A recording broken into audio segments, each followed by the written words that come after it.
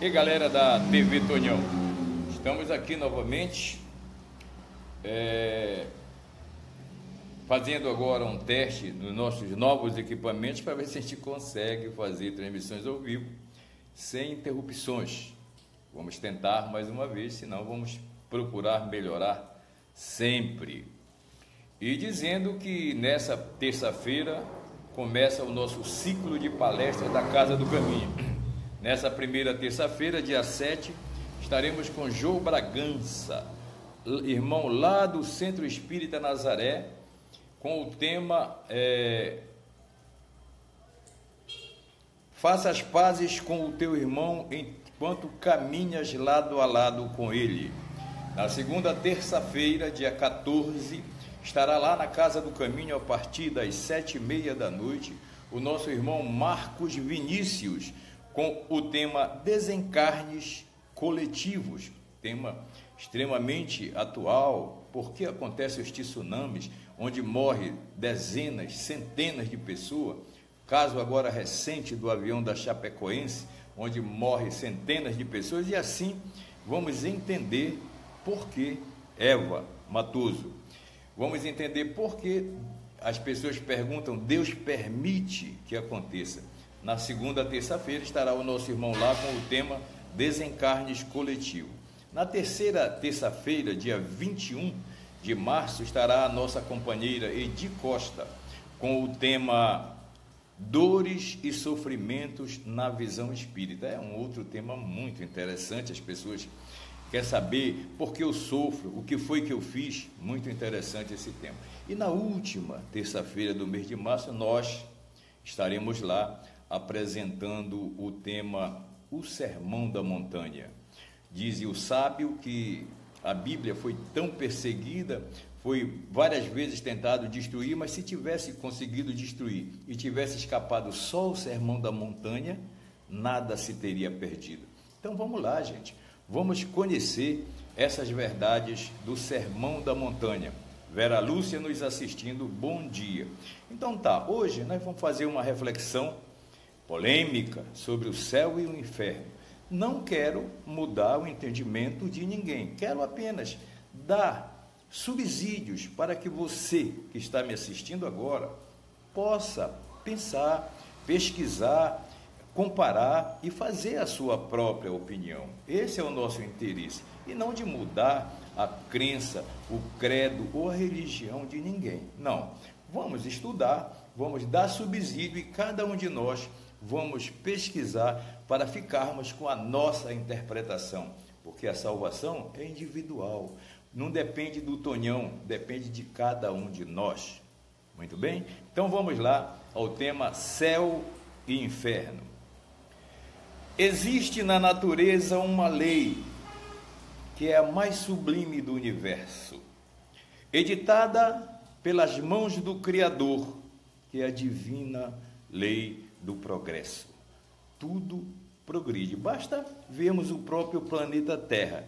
Temos notícia no seu início de homens ignorantes, homens da idade da pedra, que não sabiam ler, muito próximo aos animais, e hoje, apesar da violência, ainda se parecer muito com aquele tempo, mas avançou muito o progresso intelectual, o progresso das ciências, o progresso material. Então, é provado que existe uma lei que não deixa ninguém sossegar. Se não formos pelo amor, vamos pela dor, mas vamos progredir, porque é uma lei de Deus, é uma lei natural. Com o pensamento religioso, essa lei não foi diferente. Todas as escolas religiosas da Terra sofreram um progresso surpreendente. Você imagina que há tempos recuados, acreditávamos que a lua era uma deusa, que o sol era um deus, que tinha Deus da mata, Deus das águas. Então, todas as religiões progrediram. Chegamos a essa verdade absoluta do monoteísmo, pelo menos na maioria do mundo, se ainda não temos certeza que não é no todo, mas a maioria já crê em um só Deus e em um único Pai. Então, isso é o progresso. É o progresso que se fez. Zita Weber, que acaba de compartilhar esse vídeo, muito obrigado. Até alguns séculos atrás, a história vem nos lembrar que adorávamos fenômenos naturais, com seres sobrenaturais que deveríamos agradar. Falei ainda há pouco, né? A mãe do mato, a mãe dos igarapés, a Deus Sol, Deus a Luz, e tínhamos que fazer sacrifícios, sacrificar até seres humanos para agradar esses deuses. Veja como progredimos também no pensamento religioso. Porém, a lei do progresso se fez uma vez mais, e aos poucos fomos entendendo que somos filhos de um só Deus, do verdadeiro Criador, nosso verdadeiro Pai.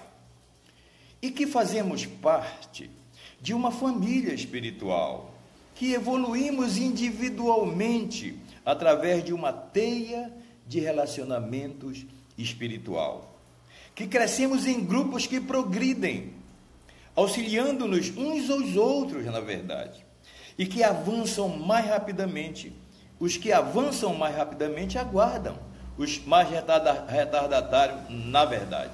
Os espíritos que progridem voltam para alavancar a terra. Temos aí tantos espíritos de luz que foram nossos contemporâneos, Irmã Dulce, Martinho Lutero, tantos outros, Chico Xavier, que fizeram muito pelo conhecimento da humanidade. Então, os que avançam se preocupem em dar a mão para aqueles que ainda estão mais atrasados, porque essa é a bondade de Deus. Não faz muito tempo, no início do século XX, na verdade, nós tínhamos uma visão de Deus que mais parecia um juiz abominável. Tínhamos que temer. Deus mandava matar, quando, desde o início, a sua lei, a lei de Deus não se renova todo dia, a lei de Deus é eterna, está escrito lá, não matar. Mas naquele tempo, mandava matar. Moisés, que pegou a lei, acabou matando todo o povo suíta, coisas que, em princípio, não daria para se entender. Era o Deus da lei mosaica, Jeová, um Deus irracível, violento e cruel na realidade. Em contrapartida ao Deus de Jesus, que até amar os nossos inimigos nos induz, e não quer sacrifícios, quer misericórdia, na verdade. Veja a diferença, o progresso que se fez com a vinda do Messias no entendimento das religiões terrenas. Maria do Carmo, muito obrigado porque você está nos assistindo nesse momento. E assim mesmo o século XX se encerra, com um pensamento religioso um pouco mais moderno, nos trazendo a existência viva de um céu e um inferno. Para o céu iriam as almas virtuosas e puras, enquanto que espíritos rebeldes e odiernos, mercê de suas iniquidades, queimariam eternamente no fogo do inferno. E você sabe por que queimariam eternamente? Porque o espírito é imortal, é indestrutível. Então, foi isso que chegou para nós a partir do século XX. Ou seja, enquanto algumas mães estão no céu, seus filhos padeceriam as agruras do inferno. Eu pergunto, qual mãe alcançaria a felicidade abandonando um filho seu ao sofrimento eterno? Minha amiga, meu amigo, se nós, que somos imperfeitos, temos problemas ainda, não suportaríamos. Imagine Deus, que é infinitamente bom e justo. Que senso de equilíbrio seria este? Que justiça seria realmente, se por um erro cometido em uma existência, tivéssemos que pagar eternamente? Nem a lei humana imperfeita e corrupta não é assim. Nós temos um tempo para pagar. A lei de Deus também não é. Isso é entendimento do ser humano. O que está escrito? Até vai ser objeto da nossa primeira palestra na Casa do Caminho com o irmão João Bragança. Pede desculpas ao teu adversário enquanto estás no caminho com ele, porque senão serás jogado no xadrez e de lá não sairás enquanto não pagar o último ceitil. Então tem limite, então não tem pena eterna. Pagou, está livre. Caímos na parábola do filho pródigo, que saiu, errou pagou o que devia e volta e vai ter festa no céu. Ok? Não é invenção de ninguém, tudo isso está escrito no Evangelho. Maria do Amparo, muito obrigado, você está nos assistindo nesse momento, assim também como lá de Santa Catarina, nosso irmão Carlos, da Bahia, nossa irmã Jussara, todos assistindo o Tonhão nesse momento. Que senso, já falei, então, continuando na nossa reflexão, não existe lugares específicos no universo destinados a gozo ou sofrimentos inéditos, para determinados espíritos de acordo com erros e méritos. Não existe. Deus não criou locais para suplício de ninguém. Nós fazemos esses locais, porque somos levados após o nosso desencarne por afinidade, para junto de seres como nós, que têm o nosso próprio pensamento. E como vamos ver aqui ainda, quem faz o nosso céu ou o nosso inferno futuro somos nós, aqui mesmo, nessa vida, de acordo com nossos atos e ações, porque o Cristo disse claramente, a cada um será dado de acordo com a sua obra. São apenas figuras alegóricas, criadas no seio da humanidade, por espíritos felizes ou infelizes. Os espíritos felizes ou infelizes pululam por toda parte. Minha cunhada linda lá, Tatileia, nos assistindo em São Miguel do Guamá. A verdade é que espíritos de mesmo nível reúnem-se em colônias por afinidade, e que espíritos superiores reúnem-se onde quiserem, na verdade. Se não fosse assim, muita gente não via alma penada, assombrações, dentro das limitações do seu conhecimento. Eles dão vários nomes, mas que o Espiritismo estuda e sabe perfeitamente que são atividades normais. Não fosse assim, os espíritos superiores missionários não teriam vindo aparecer para Maria e em tantos outros casos. Os espíritos sofredores estão confinados em colônias criadas por sua própria mentalidade, pensamentos e ações, e os espíritos superiores estão por toda parte. Lugares fechados, na verdade, segundo Kardec, onde penas e gozos devem ocorrer, só existe na imaginação do homem, ao tentar materializar aquilo que não pode entender. Está no Livro dos Espíritos, questão 10, 12. O purgatório, por exemplo, são dores, tanto físicas quanto moral. E o tempo das provas, o tempo das provas e expiações cumpridos quase sempre aqui, no nosso planeta natal. Ou será que nós estamos aqui num paraíso? Aqui é um mundo de provas e expiações. E de acordo com nossas obras, de acordo com sofrimentos anteriores ou atuais, nós vamos resgatando, nós vamos pagando o que deve para podermos um dia nos apresentarmos puros diante de Deus. Porque o Cristo também disse, gente, os limpos de coração verão a Deus. Enquanto eu tiver problemas, dificuldades, claro que eu tenho que resgatar, limpar meu coração, mudar de pensamentos e atitudes, senão jamais poderei ver a Deus. Não é o Tonhão que está dizendo isso, não é o Espiritismo, foi o Cristo que disse. Sônia Rocha, que está nos assistindo, e aí dando parabéns pelo nosso vídeo, muito obrigado para você, minha amiga.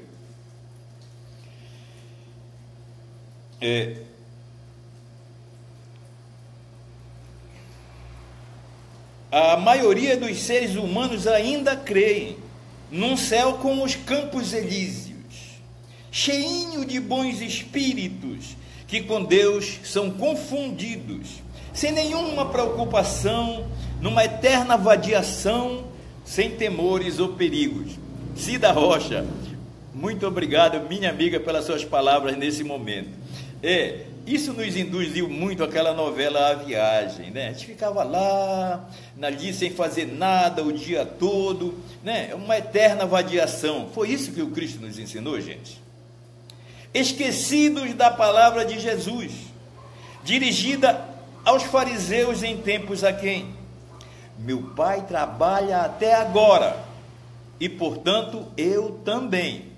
se Deus, o Criador, o divino mestre, o espírito mais perfeito que já pisou na terra, Jesus, trabalham até agora, imaginem se nós vamos ficar na eterna vadiação nesse céu inventado pelo homem. O céu é, na verdade, segundo as Escrituras, o espaço sideral, que abriga astros e estrelas, e mundos superiores e inferiores, afinal. E a Gênese espírita afirma que o céu é o espaço que vai da superfície da terra até o infinito sideral. Isso é o céu. Tudo isso é o céu. Os mundos superiores, que são confundidos com o céu, os espíritos gozam de todas as suas faculdades. Não estão sujeitos como nós a provas e expiações, próprios da nossa ainda inferioridade. Isso a gente aprende no livro dos Espíritos, questão 10:16. Existem espíritos que dizem habitar no terceiro, no quarto, no quinto céu, na verdade. Como entendê-los então? Qual seria essa realidade? Se vocês perguntam onde eles habitam, é porque veem céus sobrepostos, em andares, e eles respondem de acordo com sua linguagem. Verdade? Tem uma passagem bíblica, o Paulo, que nós vamos ver em seguida, que ele também fala nisso. Essa é uma visão muito antiga dos ídios, dos povos judeus, que viam céus dispostos em degraus, e no último andar era a morada de Deus. Depois que Jesus disse, na casa de meu pai existem muitas moradas, essa visão acabou. São as diversas dimensões, os diversos planetas. Essas são as muitas moradas, e não céus sobrepostos em degraus. Isso não existe. A igreja já se referiu a 7 céus. Os muçulmanos pleteiam 12 herdades. O apóstolo Paulo afirma que conheceu um homem que subiu ao terceiro céu, na verdade. Tá? No entendimento desses espíritos, a sua pergunta refere-se ao seu grau de depuração, ou ao seu grau de felicidade, ou na dimensão que, na verdade, eles se reuniram por afinização. Bom, se eu estou numa dimensão de luz, numa dimensão angelical, se pudesse me comunicar com alguém daqui, eu digo, eu estou no céu, que vocês imaginam. Da mesma forma que um espírito que está sofrendo, porque aqui praticou o mal, vai por afinidade para uma região sombria, que pode ser considerado até um inferno, ele vai dizer que está no inferno, porque ele está sofrendo, mas não está queimando e nem vai ficar lá eternamente. Porque Deus é bom.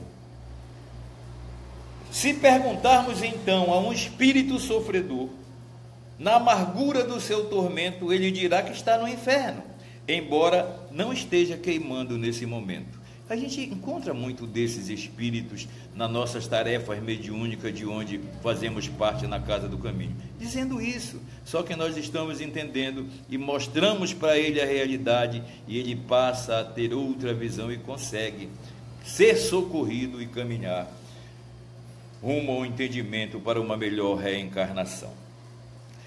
Pois eles entendem como um inferno, não o nosso entendimento, e sim como um sinônimo normal do seu atual sofrimento. Isso está no livro dos Espíritos, questão 10:17. O bem só reinará na terra quando os espíritos que nela habitar, os bons superarem os maus, e os maus queiram se modificar. A Bíblia nos fala de um ano temporal, onde o demônio seria preso e teria felicidade na terra. A gente fala aqui de mundo de regeneração, estamos caminhando para lá, estamos na reta final, onde realmente o sofrimento será bem diferente desse mundo que vivemos, onde o sofrimento é praticamente do berço ao túmulo. Então a lei das afinidades, como o progresso moral, atrairá para este plano somente bons espíritos, afastando daqui os espíritos maus. Quanto aos maus espíritos e todos os que tentam deter o progresso inutilmente, a morte os cefará e daqui os excluirá sumariamente. Vão queimar no fogo do inferno? Não. Vão ser exilados para mundos que ainda cabe a sua maldade, mundos primitivos como a Terra já foi, como a Terra recebeu de outros planetas adiantados, aqueles rebeldes que aqui, além de resgatarem suas faltas, alavancaram a Terra, inventaram o fogo, inventaram a roda, porque eles vinham de um planeta mais adiantado, embora não lembrasse disso, a tendência estava inata neles, porque o plano de Deus é assim, ele tira o remédio do próprio mal.